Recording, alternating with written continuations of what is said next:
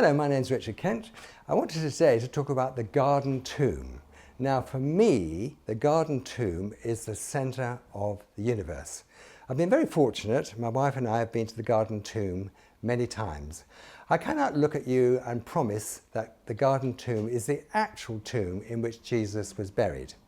However, I think it's quite likely that that is where he was buried for a number of reasons. First of all, we're told that Jesus was crucified at a place called Golgotha. And here is Golgotha, which actually, the word Golgotha means skull. And I think you'll agree with me, that does look like a skull.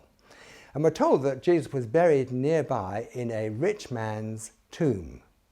Now, look at that tomb. That has a huge stone over it, or had a huge stone over it. Most tombs were much smaller than that, but this was a large tomb, a freshly cut tomb, and it was in a vineyard. We're told that it was in a vineyard. Now, what does a vineyard require in the Middle East? Answer: a great deal of water. Now, it just happens that there is a massive amount of water actually in the garden tomb area.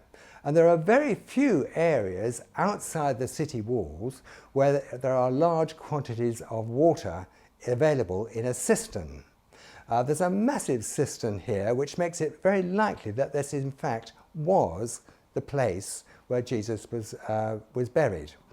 Another reason we think this may well have been the right place is because the Romans had the habit of crucifying people on public highways, and Golgotha was right on what's called the Via Maris. And of course, during Passover time, there would be literally thousands and thousands of people going along the Via Maris, and they couldn't escape seeing three crucified people right by the Damascus gate. So we come back to the garden tomb. There's something else which actually is extraordinary, is if you ever have been to the garden tomb, or next time you go, if you look about 6 foot to the left of the door, you'll find the remains of an old Roman stake. It's been analysed, that stake, and found to be metal covered in lead. It's from Roman times, and we're told that the great stone which was rolled across was sealed. Now, I don't know whether this is or is not, but it's possible that that stake is actually the original Roman stake that was used to seal the great stone. This is the most wonderful place to visit. As far as I'm concerned, it's the centre of the universe.